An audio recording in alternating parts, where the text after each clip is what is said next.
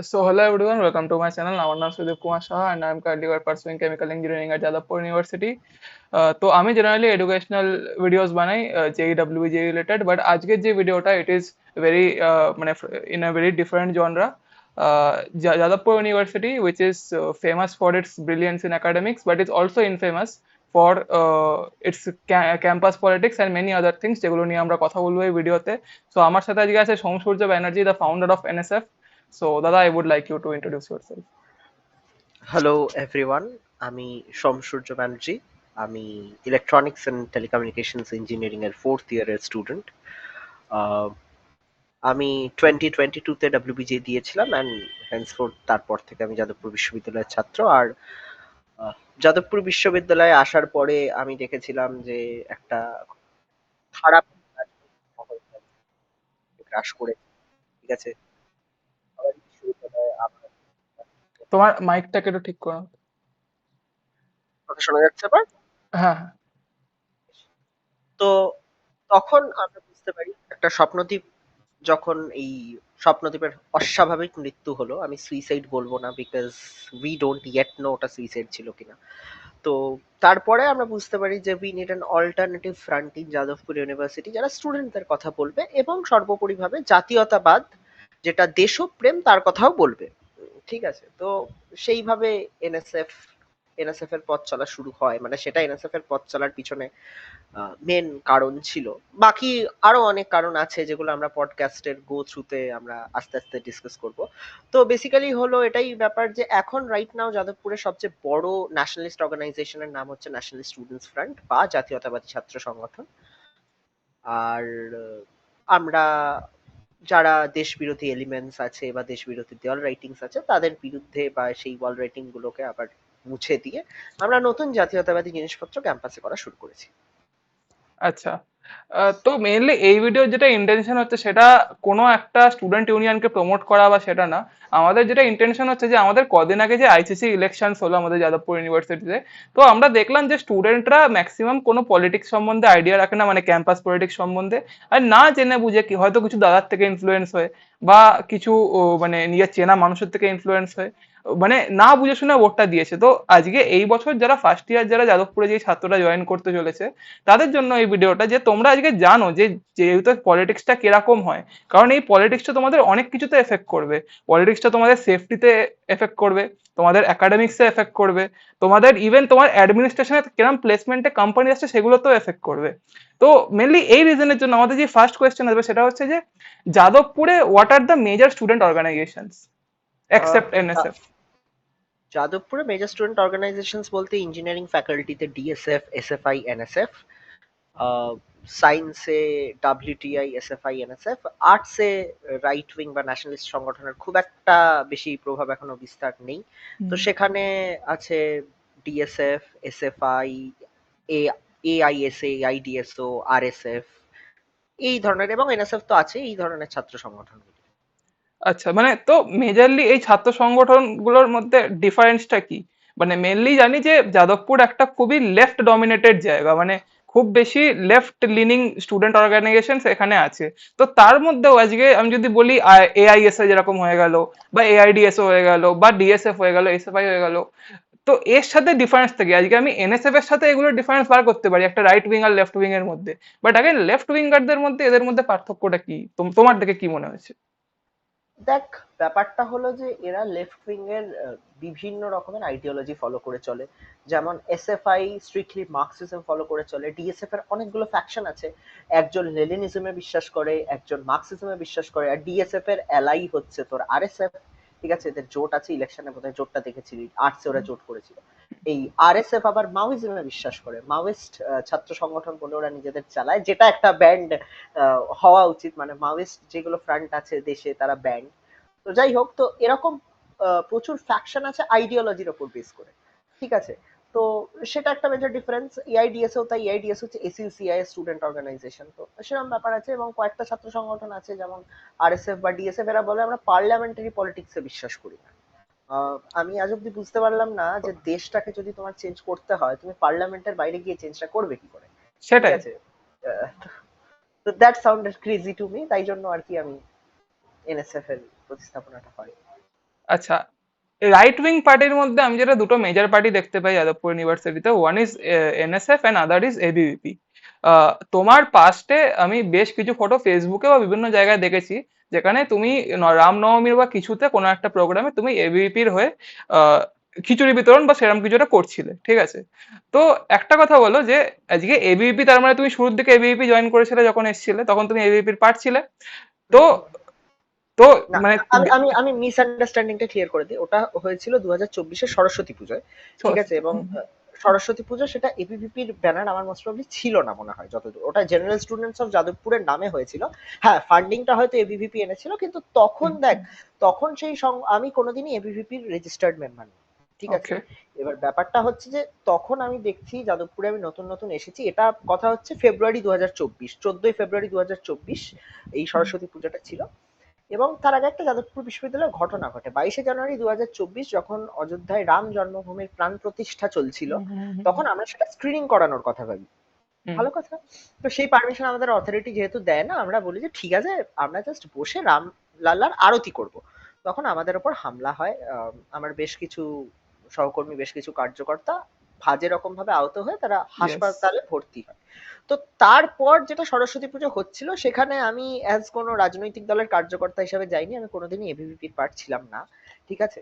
আহ, আমি বিজেপির পার্ট, মানে আমি যুব মোর্চার, রাজ্য যুব মোর্চার পার্ট অবশ্যই, কিন্তু আমি এবিভিপির সদস্য কোনোদিনই ছিলাম না। ওই প্রোগ্রামটা আমি এজ এ ছাত্র গেছিলাম। এবং দেখ, খিচুড়ি, একটা পুজোয় তো অনেক দায়িত্ব থাকে, হুম বাকিরা হুম যখন হুম। অন্য দিকটা সামলাচ্ছে আমি তখন খিচুড়িটা দিচ্ছিলাম, not as a ABVP member but as a general student. আচ্ছা, আচ্ছা, ঠিক আছে, তাও যদি আমি বলি মানে রাইট উইং পার্টির মধ্যে এবিপিও পড়ে, এনএসএফ ও পড়ে। তো অনেক এক তো মানে অনেক বেশি অপোজিশনের থেকেও যেটা মানে একটা দাবি আসে যে এবিভিপি আর এনএসএফ একই জিনিস। তো মানে why NSF and not ABVP? Because এটা অনেক কটা কারণ আছে। সেটা হচ্ছে যে আমরা একটা জিনিস লক্ষ্য করেছিলাম যে আমরা যখন আমাদের সমস্যার কথা এবিভিপি কে তুলে ধরি, তারা অনেক সময় সেটার উপর অ্যাক্ট করতে অনেক বেশি সময় লাগিয়ে ফেলছে। ঠিক আছে? বা আমি দেখছি এবিভিপির যারা বাইরের কার্যকর্তা, হয়তো তাদের মনে যাদবপুরের ব্যাপারে ভালো চিন্তা ভাবনাই আছে, আমি সেটাই যাচ্ছি না, তারা কিভাবে হুম তারা জানে। কিন্তু আমার মনে হয় যাদবপুরের যে সমস্যাগুলো, সেগুলো যাদবপুরের ছাত্ররাই সবচেয়ে বেশি ভালো বুঝবে। যাদবপুরের ছাত্ররাই সেটা সলভ করতে পারবে। সেখানে আমি বাইরের ইন্টারফারেন্সটা খুব একটা পছন্দ করি না। তাই জন্য আমি এবিভিপি থেকে, মানে আমি তো কোনোদিন এবিভিপি ছিলাম না, আমি এবিভিপি জয়েন না করে এনএসএফ এর প্রতিস্থাপনা করি। সেখানে যেখানে দেখবি এবিভিপি বা অন্য রাজনৈতিক দলের প্রোগ্রামেও দেখবি বাইরের লোক এসে স্লোগানিং, বাইরের লোক এসে অর্গানাইজ করছে, বাইরের হুম লোক এসে ডেপুটেশন জমা দিচ্ছে। যেমন আগের বছর দুর্ভাগ্যজনক ভাবে যখন একটি মেয়ে মারা গেল, অনামিকা মণ্ডল, জলে ডুবে, তখন ইয়েস। তৃণমূল ছাত্র পরিষদের হয়ে ডেপুটেশন জমা দিতে আসে শ্রীরামপুর ভট্টাচার্য। কিন্তু তুই দেখবি না এনএসএফ এর হয়ে কোনো বাইরের কার্যকর্তা এসে ডেপুটেশন জমা দিয়ে যাচ্ছে বা এরকম করছে। এভিভিপির বাইরের লোকেরাও তখন এসে একটা প্রতিবাদ করে, যদিও তারা কোনো ডেপুটেশন জমা দেয় না। কিন্তু এনএসএফ এর প্রোগ্রামে পুরোটাই দেখবি শুধু ক্যাম্পাসের ছাত্রছাত্রীরা, যাদবপুরের ছাত্রছাত্রীরাই আসে। যা করার তারাই করে, যা ডেপুটেশন জমা দেওয়ার তারাই দেয়, যা অথরিটির সাথে যা আলোচনা করে তারাই করে। এটা মেজর ডিফারেন্স। আচ্ছা, তো ভালো কথা। মানে মানে তুমি বলতে চাইছো মানে দেয়ার ইজ আ মানে একটা আইডিওলজিক্যালি তোমাদের একটা সেম জায়গায় অ্যালাইনমেন্ট থাকতে পারে যে দুজনেই রাইট উইং পার্টি বা দুজনেই ন্যাশনালিজমে বেশি বিশ্বাস করো, বাট দেয়ার আর ডিফারেন্সেস, মানে একটা কমন আইডিওলজি থাকতে পারে বাট দেয়ার আর মেয়ার মানে পলিটিক্যাল ডিফারেন্সেস, এইটা বলা যায়। Organisational differences, political organisation. Differences খুব একটা আমি বলবো না। ঠিক হুম। আছে? কারণ ক্যাম্পাসে এবিভিপি খুব একটা আমি কাজ কারবার দেখিনি বলেই এনএসএফ শুরু করা, তবে অর্গানাইজেশনাল ডিফারেন্সেস নিশ্চয়ই আছে। ওকে। আচ্ছা, তো এবার ওয়ান অফ দা যেটা মেজর মানে ইম্পর্টেন্ট টপিকস আজকের ভিডিওর, যে নরেন্দ্র মোদী আজ থেকে কিছু মাস আগে এসেছিলেন, এসে বলেছেন যে যাদবপুরে স্টুডেন্টরা মানে অ্যান্টি ন্যাশনাল গ্রাফিটি আঁকে আর কিছু কথা বলেছেন। সেই ক্ষেত্রে আমি যেটা নিজের ব্যক্তিগত যেটা মতামত রাখতে চাইবো, উনি যেটা বলেছেন সেটা আমি নিজে প্রায় বছর খানেক হলো ক্যাম্পাসে পড়ছি, সেটার সাথে আমি কিছুটা এগ্রি করি। বাট আগেন উনি যখন একটা মানে ইউনিভার্সিটিকে নিয়ে বলছেন, ওনার হয়তো ন্যারেশনটা একটু বেটার হতে পারতো, যে এরকম হতে পারতো যে যে যাদবপুরে কিছু সংখ্যক স্টুডেন্ট আছে যারা এরকম করছে। কারণ তুমিও জানো যে, আর সৌভিক দাও প্রবাবলি নিজের একটা ভিডিওতে বলেছিল তোমাদের এডু লাভ, যে যাদবপুরে পড়ছে মোটামুটি 12,000 স্টুডেন্ট, তার মধ্যে হয়তো 100-150 জন থাকবে যারা এই অ্যান্টি ন্যাশনাল অ্যাক্টিভিটির সাথে জড়িত থাকে। বাকি যেই 12,000 মাইনাস ওই 100 করলে যেটা হবে 11,900 জন, বাকিরা কিন্তু অ্যাফিলিয়েটেড থাকে না। তো এটা আমার ব্যক্তিগত মতামত। কিন্তু এইগুলো নিয়ে তুমি কি বলতে চাইবে, এই যে অ্যান্টি ন্যাশনাল এলিমেন্ট নিয়ে কি বলতে চাইবে? দেখ ব্যাপারটা হচ্ছে যে এই এক্সপোজটাও প্রথমে এনএসএফই করে, ঠিক আছে, একটা ইয়েস, র্যালিতে গিয়ে ইয়েস। আমি সেটা করি যে ক্যাম্পাসে এটা লেখা আছে। তারপরে রামনবমীর সময় এক্সপোজারটা আসে, সেটা খুব ভাইরাল হয়। যাই হোক, সেখানে যাচ্ছি না। প্রধানমন্ত্রী জি যে ব্যাপারটা বলেছেন, নরেন্দ্র মোদী, উনি কিন্তু প্রথমে যে কথাটা বলেছিলেন যে যাদবপুর বিশ্ববিদ্যালয় মেধার জন্য পৃথিবীতে বিশ্ববিখ্যাত, সেই কথাটা কিন্তু তুই ভুলে যাচ্ছিস। ওটা কিন্তু ওনার প্রথম স্টেটমেন্ট ছিল। তারপরে তিনি বলেন যে কিন্তু রিসেন্টলি দেখা যাচ্ছে যে কিছু ছাত্রছাত্রী এরকম অ্যান্টি ন্যাশনাল গ্রাফিটি এঁকে দিচ্ছেন। তো সেখানে তিনি কিন্তু যাদবপুরকে জেনারেলাইজ করেননি যে Jadavpur equals to anti national university. উনি কিন্তু, ওনার প্রথম স্টেটমেন্ট ছিল যাদবপুর মেধার জন্য বিশ্ববিখ্যাত। অর্থাৎ উনি যে জেনারেলাইজেশনটা নিলেন সেটা হচ্ছে যাদবপুর ইকুয়ালস টু মেধা। এবং তিনি এক্সেপশন হিসাবে বললেন যে কিছু কিছু অ্যান্টি ন্যাশনাল গ্রাফিটি আছে, যেটা আগেন ইজ ফ্যাকচুয়ালি কারেক্ট। তো সৌভিকের যে কথাটা তুই বললি যে এই 1% কি 2% ছাত্রছাত্রী, এই 1% 2% ছাত্রছাত্রীর নাম্বারে হয়তো খুব কম শোনাতে পারে, কিন্তু এরা কিন্তু সারাদিন ক্যাম্পাসে এই আইডিওলজিটা সারাদিন ছড়িয়ে যাচ্ছে। তো এদের কিন্তু এফেক্টটা 1%-এর চাইতে অনেকটা বেশি। ঠিক আছে, বাকি 11,900 জন যদি রুখে দাঁড়ানোর ইউনিটি পেয়ে যায়, তাহলে এই 1% একেবারেই ইনএফেক্টিভ হয়ে যাবে, কিন্তু সেটা এখন আমরা অ্যাচিভ করে উঠতে পারিনি। তাই এই 1% ইজ আ ম্যাসিভ থ্রেট এখনো হয়ে আছে। আচ্ছা, তো অনেকেই এখনো যাদবপুর ইউনিভার্সিটি ভিজিট করেনি বা হয়তো তোমার ফেসবুক পেজও দেখেনি, তো তাদের জন্য একটু বলো যে আজকে আহ যাই হোক, তাদের জন্য একটু বলো যে অ্যান্টি ন্যাশনাল এলিমেন্ট বলতে কি আছে, মানে অ্যান্টি ন্যাশনাল এলিমেন্ট এমন কি আছে, মানে আমি তো জানি কিন্তু স্টুডেন্টদের জন্য যদি একটু বলতে।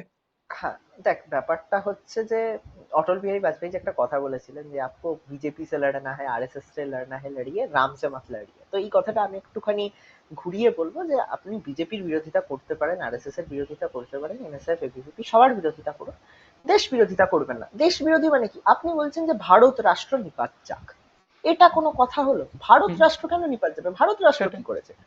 আপনি বলছেন কাশ্মীর আজ ভারত থেকে আলাদা হয়ে পাকিস্তানে চলে যাক, এগুলো তো দেশ বিরোধী কাজকর্ম। হুম। আজ একজন টেররিস্ট বাসব রাজু বা হিডমা, এরা 2010-এর দান্তেওয়াড়া এনকাউন্টারে 73 জন সিআরপিএফ জওয়ানকে মেরে ফেলে। হুম। 73, এটা হচ্ছে টিপ অফ দ্য আইসবার্গ, আরো অনেককে মারে। কিন্তু এই হুম। নাম্বারটা 73 নাম্বারটা বড় বলে আমরা জানি, কিন্তু মাওয়িস্ট ইনসার্জেন্সি 1960 1950-60-এর দশক থেকে 70 দশক থেকে হুম। কতটা ভয়ঙ্কর সেটা আমরা দেখে আসছি। যে মাওয়িস্ট ইনসার্জেন্সি শেষ হওয়ার পর স্বাধীনতার 8 দশক পরে কয়েকটা গ্রামে এখন ইলেকট্রিসিটি ঢুকছে বাস্তারে, কেন? কারণ ওটা নাক্সাল ইনফেস্টেড ছিল। তো এই ধরনের যে এলিমেন্টস গুলো আছে, হুম। বাসাব রাজু বা হিডমা, এদেরকে গ্লোরিফাই করে ক্যাম্পাসে প্রোগ্রাম হচ্ছে, এদেরকে গ্লোরিফাই করে ক্যাম্পাসে গ্রাফিটি আঁকা হচ্ছে। এখনো তার একটা গ্রাফিটি আছে যে hmm. Long live the long. Maoist, the martyrs of CPI Maoist. না না, ইভেন তোমার ওই টেক ক্রিপের ওখান থেকে মেটালার্জি বিল্ডিং এর দিকে যেতে গেলে দেখবে বড় বড় করে লেখা আছে long live long live, Hidma মাধবী, হিদমা হ্যাঁ, মাধবী। কমরেড হিডমা জিন্দাবাদ, এরকম হ্যাঁ, কিছু লেখা। হ্যাঁ, এরকম এরকম, হ্যাঁ, তো এক্স্যাক্টলি। আজ যদি লেখা থাকে ওসামা বিন লাদেন জিন্দাবাদ, সেগুলো কি? টেররিজমকে ইয়ে করা। আজ যদি কোথাও লেখা থাকে আজমাল কাসাব জিন্দাবাদ, সেগুলো টেররিজমকে গ্লোরিফাই করা। সিমিলারলি হিডমা বা বাসাব রাজু, এরা হচ্ছে সিমিলারলি ডেজিগনেটেড টেররিস্ট, অর্থাৎ এদেরকে এরা ছাপমারা আতঙ্কবাদী। দেশ মেনে নেয়, ভারত রাষ্ট্র মেনে নেয় যে এরা আতঙ্কবাদী, সবাই মেনে নেয়, কারণ এরা শুধু আর্মি বলে না, এরা প্রচুর আদিবাসীদের ওপরে অত্যাচার করেছে, গরিব কৃষকদের জোর করে আফিম চাষ করিয়ে সেগুলো বিক্রি করিয়েছে হুম। নিজেদের প্রফিটের জন্য। ঠিক আছে, হুম। এটা নিয়ে টাইমস অফ ইন্ডিয়ায় বেশ কয়েকটা এডিটোরিয়াল বেরিয়েছিল, সেগুলো আমি রিসার্চ করতে বলবো। এবং আদিবাসী যারা, যাদেরকে ওদের উপর সন্দেহ হতো, যারা মাওয়িস্ট কাজ কারবারে, যারা দেশ বিরোধী কাজ কারবারে যেত না, তাদেরকে মেরে ফেলা। অর্থাৎ নকশাল যারা, তারা একটা দলিত, শুধু দেশ বিরোধী না, তারা দলিত বিরোধীও। তারা শুধু তারা বলে যে আমরা দলিতদের জন্য কাজ করছি, এটা ঠিক, মুখে বলে, কিন্তু কাজে দেখা যায় যখনই দলিতদের জন্য কোনো ওয়েলফেয়ার স্কিম যায়, যখন স্কুল তৈরি হয়, কোনো হসপিটাল তৈরি হওয়ার চেষ্টা হয়, ওরা সেটার বিরোধিতা করে না, শুধু সেটাকে ভেঙে দেয়, বোম মেরে উড়িয়ে দেয়। তো এই ব্যাপার স্যাপারগুলো আছে। তো তাদেরকে গ্লোরিফাই করা তো সম্পূর্ণ দেশ বিরোধী। আর অলসো যখন তোমার এত, যখন ওরা ইনসার্জেন্সি করেছে, আজকে একটা ইনভেস্টার হয়ে গেল বা যে কোনো, যে আজকে নিজের টাকা যেখানে ঢালছে, সে সব থেকে আগে যেটা দেখবে সেটা হচ্ছে স্টেবিলিটি। আজকে ওই জায়গাতে যখন দেখছে এত ইনসার্জেন্সি হচ্ছে, কোনো ইনভেস্টার বা কেউ কোনো টাকা ঢালতেই চাইবে না। ইভেন সরকারও যখন ভাববে যে এরা যেখানে করলে ভেঙেই দেবে, তাহলে আমার টাকা ঢেলে লাভটা কি হচ্ছে। তো এই ব্যাপারগুলো আছে। আজকে আমরা ওদের ডেভেলপমেন্টের কথা বলছি, কিন্তু এদিকে ডেভেলপমেন্টের চান্সটাই দিচ্ছে না, তাহলে এটা তো একটা হিপোক্রিটিক্যাল আর মানে আলাদা স্টেটমেন্ট হয়ে গেল না, মানে কন্ট্রাডিক্ট করে যাচ্ছে তো একসাথে। মানে ডেভেলপমেন্টটা হবেটা কি করে, এটাই তো। এক্স্যাক্টলি, তাই দেখ চায়নায় কমিউনিস্ট পার্টি থাকা সত্ত্বেও চায়নার ইকোনমিক মডেল কিন্তু হাইলি ক্যাপিটালিস্ট, তাই দেখ চায়না হুম কিন্তু অনেকটা বেশি সাকসেসফুল। এবার তুই বলবি যে দাদা ক্যাপিটালিজমের খারাপ দিক আছে, অবশ্যই আছে, অবশ্যই আছে। কিন্তু ব্যাপারটা হলো যে আমি যখন একটা দেশ চালাবো, আমি যখন দেশের মানুষের কথা ভাববো, দেখ ভাই আইডিওলজি না দ্বিতীয় আসে, ঠিক আছে, মানুষ সর্বোপরি, প্রথমে মানুষ আসে। ঠিক হুম আছে, আমি যদি তাকে চাকরি না দিতে পারি, আমি যদি তাকে খাওয়াতে না পারি, আমি যদি তাকে একটা লাইফস্টাইল না দিতে পারি, আমি তাকে কি ভাই আইডিওলজি বোঝাবো? ওই সুকান্ত ভট্টাচার্য বোধহয় লিখেছিল যে ক্ষুধার রাজ্যে পৃথিবী গদ্যময়, পূর্ণিমার চাল হুম যেন ঝলসানো রুটি, মানে সেই লোকটা খেতে পাচ্ছে না, আজ 70 বছর 80 বছর ধরে সেখানে ইলেকট্রিসিটি নেই, আমি তাকে আইডিওলজি বোঝাবো? আর তাদেরকে গ্লোরিফাই করছে যাদবপুর বিশ্ববিদ্যালয়ের এত ছাত্র, মানে কয়েক শতাংশ ছাত্রছাত্রী। তো এগুলো তো অবশ্যই দেশ বিরোধী। সেটাই। এখন যাদবপুরের ছাত্র সংগঠনের যে পাওয়ারে আছে, বা এখন থেকে বলে না, লাস্ট 50 বছর ধরেই পাওয়ারে আছে হচ্ছে ডিএসএফ। DSF engineer. যদিও, ইয়েস, ইঞ্জিনিয়ারিং এ ফেটসুর কথা বলছি। ডিএসএফ যদিও নিজেদেরকে কোনো পলিটিক্যাল পার্টির সাথে অ্যালাইন্ড পার্টি বলে না, বলে যে মানে আমরা সিপিআইএম কেও সাপোর্ট করি না, যেমন এসএফআই যেমন ডাইরেক্ট সিপিআইএম এরই একটা পার্টি। কিন্তু ডিএসএফ সেটা ক্লেম করে না। লেফট হতে পারে বাট মানে মানে ওটা ক্লেম করে না। But at the same time যখন আজকে এত বছর পাওয়ারে থাকার পরেও যখন আজকে একটা বোর্ডে বড় বড় করে লেখা থাকে যে Naxalbari is the path to liberation, সেইটাকে কিন্তু ওরা মোছার ক্ষমতাটাও রাখে না। ডিএসএফ এতদিন ধরে যখন পাওয়ারে ছিল, কদিন আগে আমি দেখলাম যে এবিভিপি নিজের একটা ব্যানার লাগিয়ে এসছে ওটার উপর মুছে। তো মানে আমি আজকে একটা জিনিসকে সমর্থন করছি না কিন্তু আবার সেটাকে অপোজও করছি না, তাহলে আমি কি করছি? এটা তো একটা প্রশ্ন। আজকে আমি নক্সালিজমকে সাপোর্ট করছি না, কিন্তু কেউ যখন দেওয়ালে লিখে আসে Naxalbari is the path to liberation, তখন আমি সেটাকে অপোজও করছি না, তাহলে আমি কি করছি? এটা তো একটা জেনুইন প্রশ্ন। তো আর আরেকটা যেটা প্রশ্ন, যেটা ডিএসএফ এর থেকে ডিএসএফ এর ম্যানিফেস্টোতেও বারবার থাকে, সেটা হচ্ছে যে যাদবপুরে সিসিটিভি ক্যামেরা লাগানো যাবে না। এইটা নিয়ে তোমার কি বক্তব্য? দেখ ভাই, আহ, ব্যাপারটা হলো যে যাদবপুর একটা পাবলিক বিশ্ববিদ্যালয়, হুম। যাদবপুর কারো প্রাইভেট বেডরুম। ইয়েস। ঠিক আছে, একটা পাবলিক বিশ্ববিদ্যালয় চলে ট্যাক্স পেয়ারের টাকায়, ঠিক আছে, হুম তো ট্যাক্স পেয়ারের টাকায় যখন চলে, ট্যাক্স পেয়াররাই যখন তাদের ছাত্র মানে সন্তানদের পাঠাচ্ছে পড়াতে, বা ভাই বা বোনকে পাঠাতে, মানে পড়াতে পাঠাচ্ছে, তাদের সম্পূর্ণ রাইট আছে এটা দাবি করার যে সেই ক্যাম্পাসে সিসিটিভি থাকবে, সেই ক্যাম্পাসে সিকিউরিটি থাকবে। yeah, ঠিক আছে, এবার বলা হয় যে সিসিটিভি নাকি সার্ভিলেন্স স্টেট। আরে বাবা, ক্যাম্পাসের ভেতরে তুমি কি এমন কাজটা করবে যেটা দেখে কারো আপত্তি যেটা দেখলে কারো আপত্তি থাকতে পারে? এক কি হতে পারে, ক্যাম্পাসে যেটা গাঁজার নেশা হয়, সেটা এখন কিছুটা সংগঠনকে প্রমোট আমি করছি না, তবে কিছুটা এনএসএফ এস্টেটের সাথে কথা বলে বলে, যখনই গাঁজার লুপ হচ্ছে আমরা এস্টেটকে ফোন করি, এস্টেটের লোকজনেরা আসে, তারা কাজ করে, ওদেরকে উঠিয়ে দিয়ে চলে যায়। এই গাঁজার লুপ বসা, ঠিক আছে, ক্যাম্পাসে কে কোনো আপত্তিকর মানুষজন ঢুকছে কিনা সেটাও তো আমরা বুঝতে পারছি না। আর যদি হুম ক্যাম্পাসে একটা জঙ্গি ঢুকে বসে থাকে, কারণ হুম এখানে তো অ্যাক্টিভ মাওবাদীরা ঘুরে বেড়াচ্ছে, তারা তো বলছে আমরা সগর্বে মাওবাদী। তো হুম তাদের যদি আজ কোনো, তাদের এক নেতা ঢুকে কোনো নাশকতার ছক করে, যেমন স্বপ্নদীপ হত্যাকাণ্ডের ক বছর, 3 বছর হতে চললো, এখনো একদম। হস্টেল করিডোরে কেন কেন সিসিটিভি নেই কেন? কারণ ওরা আরো স্বপ্নদীপ করবে ডিএসএফ, তাই জন্য নেই, ডিএসএফ ডাব্লিউটি আরো আরো স্বপ্নদীপ। ইভেন যখন স্বপ্নদ্বীপের প্রোটেস্টটাও যখন হচ্ছিল, তার মাঝখানেও একটা ভিডিও দেখছিলাম যেখানে একটা কে দিদি ছিল কি আমি জানি না, বলছে যে না, যে যাদবপুরে ক্যামেরা লাগানো যাবে না, ক্যামেরা লাগালে কিছু ফিক্স হয়ে যায় না, পুরো স্বপ্নদ্বীপের সেই ইনসিডেন্টের বেলায় এখনো বললে এখনো সেই ভিডিওটা পাওয়া যাবে। তো একটা এত বড় ইনসিডেন্ট যখন হয়ে গেল, আজকে ওখানে যদি কোনো ক্যামেরা থাকতো, ঠিক আছে, বা একটা বেসিক সেন্স কি বলছে, আজকে একটা মেয়ের সাথে যদি মলেস্টেশন হয়, সেইটা প্রুফ করতে গেলেও কিন্তু এই ক্যামেরার ক্লিপটা লাগবে। বা একটা ছেলের ওপর যদি ফলস রেপের বা ফলস মলেস্টেশনে মানে মানে তাকে যদি অ্যাকিউজ করা হয়, সেইটার জন্য কিন্তু আজকে সিসিটিভি ক্যামেরাটা খুব ইম্পর্টেন্ট। তো সিসিটিভি কে আজকে অথরিটেরিয়ান বলে দেওয়াটা মানে তো এটা একটা ইগনোরেন্স হয়ে গেল। আজকে পরবর্তীকালে আমরা যে যে জায়গায় চাকরি করতে যাব বা যেখানে হায়ার স্টাডিজ করতে যাব, সেই সব জায়গায় সিসিটিভি ক্যামেরা থাকবে না? অবশ্যই থাকবে। তো এই জিনিসগুলোর সেন্স কি দাঁড়াচ্ছে, মানে কি অথরিটেরিয়ান করতেটা কি চাইছে? দেখ সেদিক যেটা কথা বললি ইগনোরেন্স হয়ে গেল, এই কথাটা ভুল। এরা কিন্তু খুব ভালো করে জানে এরা কি করছে। ঠিক আছে, তুই যেটা বলতে যাচ্ছিলি যে আজ যদি সিসিটিভি ক্যামেরা থাকতো স্বপ্নদীপের সাথে কি হয়েছে আমরা জানতে পারতাম, সেই কথাটা ভুল। আজ যদি ওখানে সিসিটিভি থাকতো স্বপ্নদীপ কাণ্ড হতোই না, কারণ ওদের মনেই ভয়টা থাকতো যে ভাই আমি যদি করি ধরা পড়ে যাবো। হুম হুম ঠিক আছে, অনেকে বলে যে সিসিটিভি থাকলে কি ক্রাইম আটকানো যায়? হ্যাঁ, অবশ্যই যায়। কমানো কারণ যায়। হ্যাঁ, কমানো যায়। আজ যদি ওখানে সিসিটিভি থাকতো হস্টেল করিডোরে, স্বপ্নদীপকে কেউ র্যাগিং করতোই না করিডোরে। এবার তুই বলবি হ্যাঁ তাহলে হয়তো ঘরে করতো, ঠিক আছে, ঘরে র্যাগিংটা হতো কিন্তু সেই ছেলেটার তো প্রাণটা যেত না। ছাদ থেকে তো তাকে কেউ ঠেলে ফেলে দিত না, বা সে ঝাঁপ দিতে গেলে তো একটা বোঝা যেত যে ব্যাপারটা কি হয়েছে। তো হ্যাঁ হয়তো আমরা সম্পূর্ণভাবে নিরাময় করতে পারলাম না, কিন্তু দিনের শেষে ছেলের প্রাণটুকু বেঁচে যেত। ঠিক আছে, আজ যদি স্বপ্নদীপের মা বাবার কাছে তুই যাস, তুই যদি বলিস যে হ্যাঁ আপনার ছেলের প্রাণটুকু বেঁচে যেত, তারা বলবে হ্যাঁ 100 বার, সেটাই সেটাই আমি চেয়েছিলাম, সেটাই ভালো হতো। তো এইগুলোই ব্যাপার। ঠিক আছে, কারো কোনো পাবলিক স্পেসে তুমি প্রাইভেসি চাইতে পারো না, হুম। পাবলিক স্পেসটা প্রাইভেট স্পেস নয়, সেটা মেনে নিতে হবে। এই এন্টাইটেলমেন্টটা যে যাদবপুরের মাটি লাল মানে লালের কথাই চলবে, এরকম কিছু একটা এন্টাইটেলমেন্ট থেকে বেরিয়ে আসতে হবে এদের। ঠিক আছে, এরা এত বেশি এন্টাইটেলড বলেই কিন্তু এই চার দেওয়ালের বাইরে এদের অস্তিত্ব পাওয়া যায় না। বামপন্থী যেটা চিন্তাধারা, সেখানে কিছু কিছু তো সোশ্যালিজম চিন্তাধারায় তো কিছু কিছু ভালো কাজ আছে। হুম। হুম, তুই দেখতে দেখতে যদি যাস, আজ বিজেপিরও প্রচুর সোশ্যালিস্ট স্কিমস আছে, তো সেগুলো তো ভালো দিক খারাপ দিক দুটোই আছে। কিন্তু হুম। সোশ্যালিজমকে তোরা যদি বলো যে সোশ্যালিজম মানে এরকম ক্যামেরা ভেঙে দেবো বা ক্যাম্পাসে সিকিউরিটি গার্ড থাকতে দেবো না, তাহলে তোমরা করতে কি চাইছো? কোনো খারাপ কাজ, কোনো নাশকতা, তাই জন্য বামপন্থী নিজেকে ক্লেম করা আর বামপন্থী হওয়ার মধ্যে আমি মনে করি যথেষ্ট পার্থক্য আছে। ঠিক আছে, মানে একজন আজকে এটা যে মানে একটা কুল সাজার জন্য বলে দেবে যে আমি লেফট, তো সে আজকে লেফট হয়ে যাবে, এরকম হয় না। তো এটাই মানে এখানকার লেফট ইকোসিস্টেম একটা মানে একটা আলাদা জিনিস তৈরি করা হয়েছে। একটা 1980 সালে তুমি যে ম্যানিফেস্টোটা আমাকে পাঠিয়েছিলে, যেখানে লেখা ছিল আমরা এটাকে একটা জঙ্গি সংগঠন তৈরি করতে চাই ডিএসএফ এর ম্যানিফেস্টোতে, তো ইট ইজন্ট লেফট, এটা এটা পিওর টেরোরিজম। মানে 1980 সালে মানে যেখানে আজকে ওপেনলি লেখা আছে, ক্লিয়ারলি লেখা আছে যে আমরা আজকে স্টুডেন্টের ছাত্রের একটা জঙ্গি সংগঠন তৈরি করতে চাই, নিজেরাই তো বলছে, নিজেরাই তো জঙ্গি বলছে। তো এখানে আমরা তো আর জঙ্গি বলছি না কাউকে।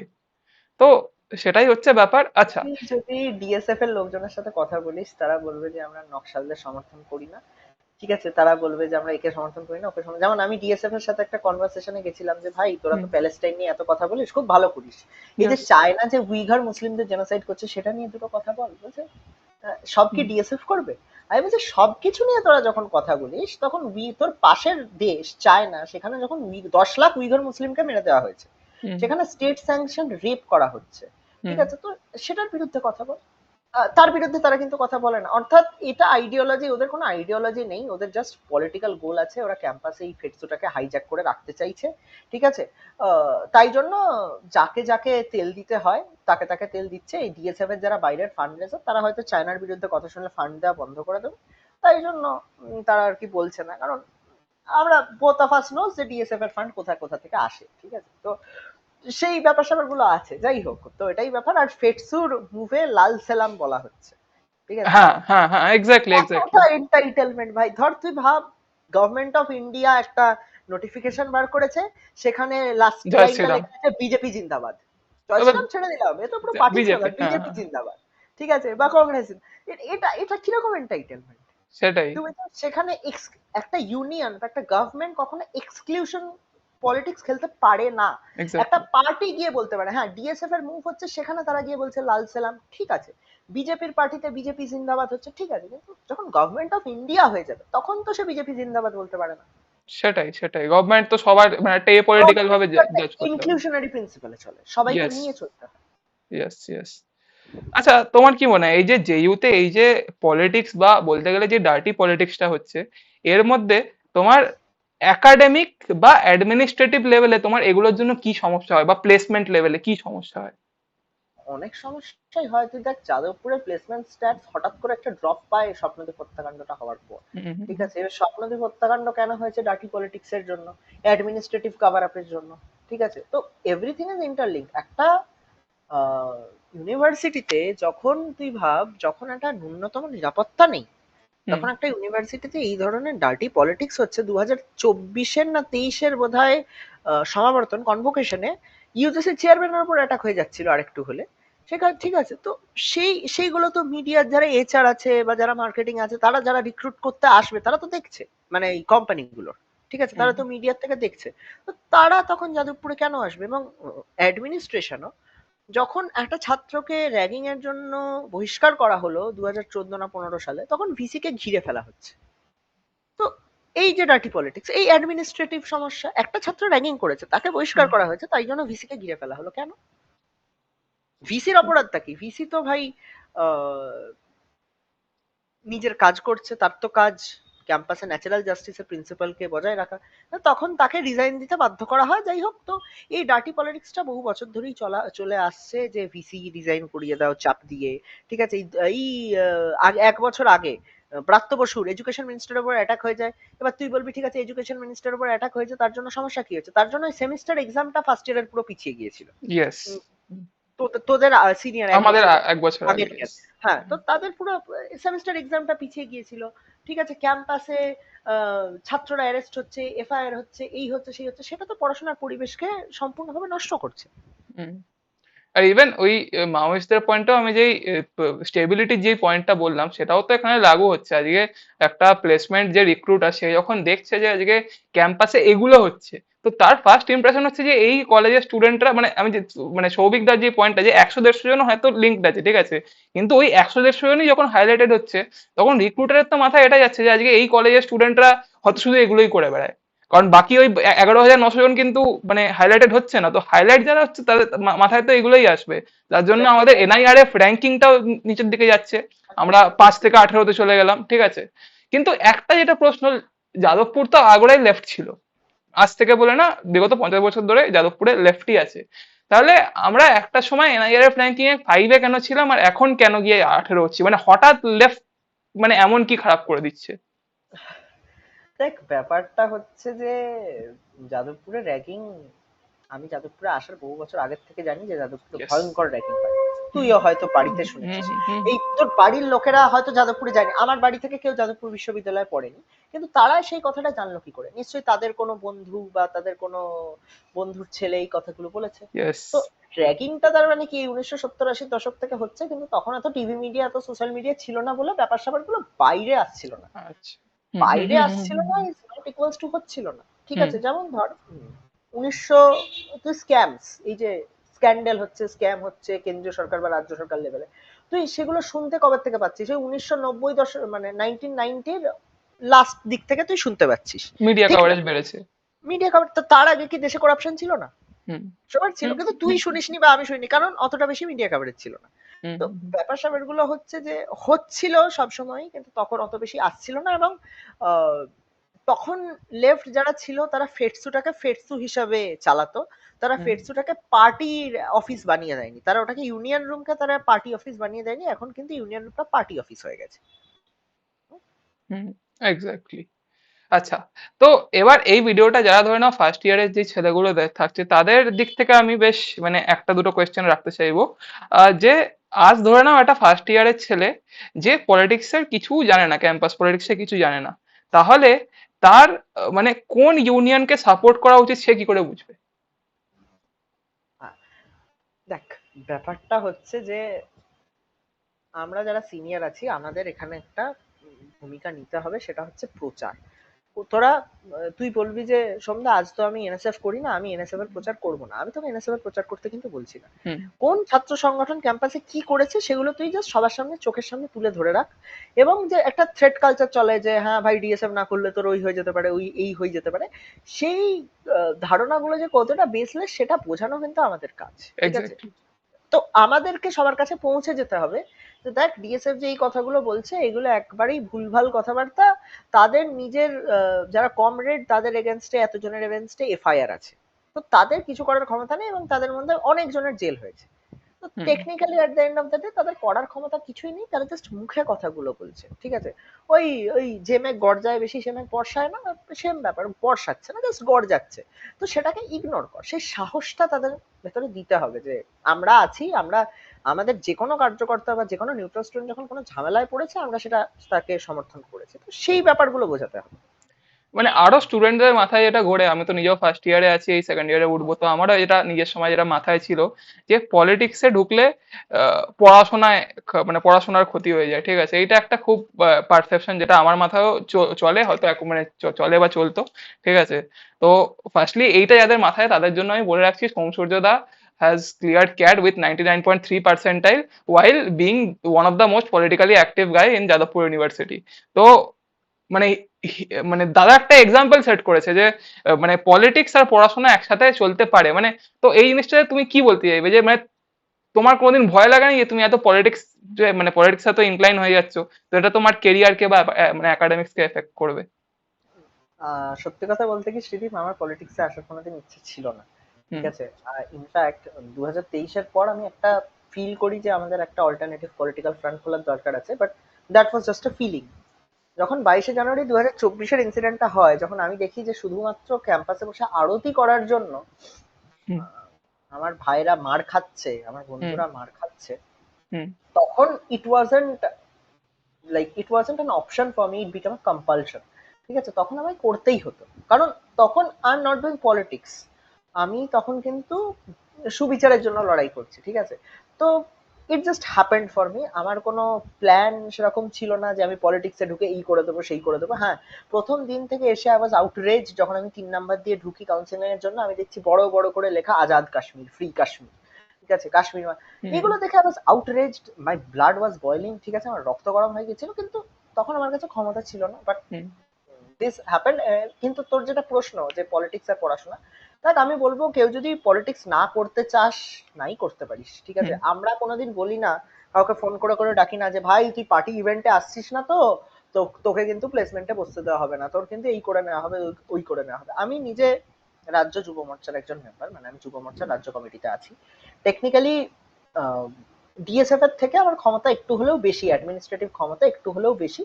কিন্তু হুম। কোনোদিন শুনবি না যে এনএসএফ এর কোনো মেম্বার এসে বলছে যে ভাই তুই এনএসএফ এর কাজ না করলে তোকে কিন্তু দেখে নেবো। না, হুম। আমরা মনে করি কেউ যদি পড়াশোনা করতে চায়, আমরা ক্যাম্পাসটাকে সার্বিকভাবে একটা সুস্থ ক্যাম্পাস বানাতে চাই। তো কেউ যদি মনে করে যে আমি পলিটিক্স করবো না, শুধু পড়াশোনা করবো, ইউ মোস্ট ওয়েলকাম। কেউ যদি মনে করে যে আমি বামপন্থী রাজনীতি করবো, ইউ মোস্ট ওয়েলকাম। ডানপন্থী মোস্ট ওয়েলকাম। কিন্তু কেউ যদি এটা ভাবে যে আমি দেশদ্রোহী রাজনীতি করবো, তখন বিরোধিতা আসবে, এবং তখন তীব্র বিরোধিতা আসবে। সেটা শুধু রাজনৈতিক না, সেটা আইনি বিরোধিতাও আসবে। বাট আগে এটা মানে একটা স্টুডেন্ট যদি আজকে মানে পলিটিক্স একটা সাইড চুজ না করে, বাট সেখানেও একটা জায়গায় চলে আসে, সে আইদার না হয় একটা কাল্ট ফ্যান বেস থেকে ভোট দিয়ে দেবে, যে এই এই দাঁড়াটার পার্সোনালিটি ভালো লাগে দেখে আমি দাঁড়াটা যে বাড়ি করছি সেটাকে ভোট দিয়ে দিই, একটা ওইটা করবে, আর না হলে সে নোটায় গিয়ে ভোট দেবে। তো কিন্তু এই জিনিসটা তো হেলদি না আমার মতে। কারণ তোমার যেহেতু একটা ভোটিং রাইট আছে, তোমার সেই রাইটটাকে ভেবে চিন্তে বুঝে শুনে ইউজ করা উচিত, তাই না? কারণ আজকে প্লেসমেন্ট থেকে শুরু করে রিসার্চ থেকে শুরু করে অনেক কিছুই নির্ভর করে যায়। কারণ আমি যেটা বললাম, এই এই পারসেপশন যেটা তৈরি হচ্ছে বিভিন্ন জায়গা থেকে, যেটা তুমিও আমাকে কদিন আগে বলছিলে এই যখন এনআইআর র্যাঙ্কিংটা নিয়ে। তো সেই জিনিসটাই আমি বলতে চাইছি যে একটা স্টুডেন্টের পক্ষে নিউট্রালটা থাকাটা কি হেলদি মনে হয় ফর দ্য ক্যাম্পাস? না, না, নিউট্রাল বলে কিছু হয় না, তোকে একটা সাইড চুজ করতেই হবে। Yes. At the end of the day, যে সরকার চালাচ্ছে সেই সরকার কখন, মানে যে পার্টি সরকার চালাচ্ছে সেই পার্টির একটা আইডিওলজি আছে, হুম। তুমি সেই আইডিওলজিটাকে ভোট দিচ্ছ। ঠিক আছে, হুম। দিনের শেষে যাদবপুর বিশ্ববিদ্যালয় একটা শিক্ষিত সমাজ। ঠিক আছে, এখানে কোনো অর্ধশিক্ষিত বা যারা নিরক্ষর তারা ভোট দেয় না।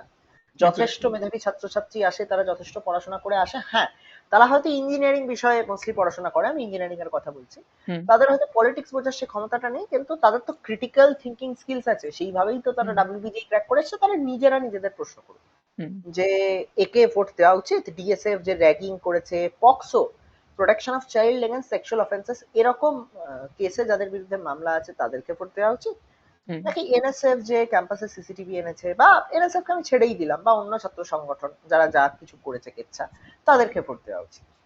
সেটা তাদের নিজেদের বুঝতে হবে। এবং আমি যেটা বললাম, সিনিয়রদের এই দায়িত্বটা কিন্তু সবার উপর নিতে হবে, যে গিয়ে গিয়ে জুনিয়রদের সাথে কথা বলবো, সবার সাথে গিয়ে বসবো, কথা বলবো। এবং এই যে সিনিয়রিটি বায়াস, যে আমি সিনিয়র, বিশাল বড় দাদা, এই বায়াস থেকে বেরিয়ে এসে জুনিয়রদের কিন্তু অ্যাজ এ বন্ধু ট্রিট করতে হবে। ঠিক আছে, আমি কিন্তু দাদা কালচার কোনোদিন আমার সংগঠনে ফেলাইনি। ঠিক আছে, তোর সাথে আমার হুম। বহুবার মতবিরোধ হ্যাঁ, হয়েছে, হ্যাঁ, হ্যাঁ, আমি হ্যাঁ। কিন্তু বলিনি ভাই আমি দাদা, কিন্তু আমার কিন্তু বিশাল ক্ষমতা, আমি এই করে। না ভাই, মতবিরোধ হতে পারে, গণতন্ত্রের জন্য মতবিরোধ থাকাটা খুবই স্বাভাবিক, সেটা থাকা 100 বার উচিত। ঠিক আছে, তুই ডানপন্থা রাজনীতির সাথে বা জাতীয়তাবাদী রাজনীতির সাথে তোর একটু মতবিরোধ থাকতেই পারে, হুম। কিন্তু তাহলে তোকে দমিয়ে দেওয়াটা কোনোদিনই আমার আইডিওলজির মধ্যে পড়ে না। হ্যাঁ, তোকে বোঝানোটা আমার কাজ, দমানোটা না। যেটা বললে সিনিয়রদের রেসপন্সিবিলিটি চলে আসছে এবার। মানে আমি যখন ক্যাম্পাসে এসেছিলাম, সিনিয়রদের রেসপন্সিবিলিটি আমি দেখছিলাম প্রথমে একটা কাল্ট ফ্যান বেস তৈরি করা, তারপর সেটার অনুযায়ী একটা বোর্ড তোলা। ঠিক আছে, আমি বলছি না কে করেছে, কিন্তু দেখেছি আমি এটা। ঠিক আছে, এবার তো সেটাই ব্যাপার। কিন্তু একটা কথা বলো, এই যে ফার্স্ট ইয়ারে যে স্টুডেন্টরা আছে তাদের জন্য তোমার কি সাজেশন থাকবে? কারণ আমি যেটা বললাম যে প্রথমে কিন্তু লোকে এই কাল্ট ব্যাপারটা তৈরি করবে, যেটা কিন্তু দেখতে ভালো লাগবে, যেটা কিন্তু মানে দেখে মনে হবে না যে এটা একটা মানে ওরা খারাপ কিছু করছে, কারণ সত্যি খুব ভালোভাবে, খুব সাবলীল ভাবে কথাবার্তা বলবে, একটা স্টুডেন্টকে ফিল করাবে যে না না এটা তো কোনো ব্যাপার না, এগুলো তো ভালো জিনিসই, মানে কোনো অসুবিধা নেই। কিন্তু এই যেই প্রোপাগান্ডা বা এই যে ট্র্যাপটা আছে, এই ট্র্যাপটা থেকে বেরিয়ে একটা স্টুডেন্ট জাজ কি করে করবে? আর সব থেকে বড় কথা, এই সবের মধ্যে সে নিজের পড়াশোনাটা কিভাবে মেনটেন করবে? কারণ পড়াশোনাটা বলছি কারণ তুমি তো যথেষ্ট ভালো স্টুডেন্ট। তো অল্টারনেটিভ আমাদের ভাবতে হবে। হুম, হুম, মানে কিভাবে এই ট্র্যাপ থেকে তারা বেরিয়ে আসবে। এই ট্র্যাপ থেকে তারা এইভাবেই বেরিয়ে আসবে। তো আমরা যদি এই ট্র্যাপের অন্যতম একটা ইয়ে হচ্ছে, টুল কিট হচ্ছে নেশা। ঠিক আছে, জুনিয়র এলো, জুনিয়রকে বললাম চ চা খেতে চ, হুম, জুনিয়র চা খাচ্ছে, হুম, একটা সিগারেট দিয়ে দিলাম জুনিয়রকে, হুম, হ্যাঁ একটা মেরে দেখ না ভালোই লাগবে, হুম, ব্যাস, হুম, জুনিয়র হয়ে গেল অ্যাডিক্টেড। এই নেশা কালচার, এই ক্যাম্পাসের ভেতরে নেশা হওয়া বা বাইরে নেশা হওয়া, এই জিনিসপত্রগুলো মানে বাইরে কে নেশা করছে সেই ব্যাপারটা একটু নজর রাখা, যে কোনো সিনিয়র কি কোনো জুনিয়রকে নেশা করাচ্ছে বা yes, করাচ্ছে না, সেই ব্যাপারগুলো নজর রাখা। এবং এই যে কাল্ট ফ্যান বেস, দেখ সেটা সে তৈরি করতেই পারে, সেটাকে আমরা আটকাতে পারি না, কিন্তু যেই কাল্ট ফ্যান বেসটা তৈরি করছে বা যে বা যারা তোর মনে হচ্ছে ব্রেন ওয়াশ হচ্ছে, তাদের সাথে বসে কথা বলা, যে হুম, দেখ এই সিনিয়র এই করছে তোর সাথে ভালো কথা, সেটাই আমি এগেনস্টে কিছু বলছি না, তবে এই সিনিয়রের এই কীর্তি আছে, তার এই সংগঠনের এই কীর্তি আছে, তার একটু কেনে বুঝে শুনে চল, নাহলে কিন্তু তোরও বিপদ আসতে পারে, সেটা তাকে বোঝানো। যেমন ধর, একটা সিনিয়র যদি জেল খেটে আসে, সে একটা তার কাল্ট তৈরি করলো, তো কাল্টের লোকজনকে গিয়ে জানানো যে ভাই দেখে এই চার্জে এতদিন জেলে ছিল, তো তুই একটু বুঝে শুনে থাক তার সাথে। হুম, সেই সেটাই, ব্যাপার স্যাপারগুলো জানাতে হবে, কারণ আমরা তো মিথ্যা কিছু বলছি না, হ্যাঁ সে জেল খেটে এসেছে, সেটাই আমরা বলছি। ঠিক সেটাই। আছে, তো ঠিক আছে, আজকের জন্য এতটাই, আর এখানেই এন্ড করতে চাইবো। সো থ্যাংক ইউ একদম, Surya da for coming to my podcast. Pleasure. আর আশা করছি পরবর্তীকালে এরকম রিলেটেড আরো ভিডিও আসতে থাকবে। So till then bye, and thanks. নিশ্চয়ই।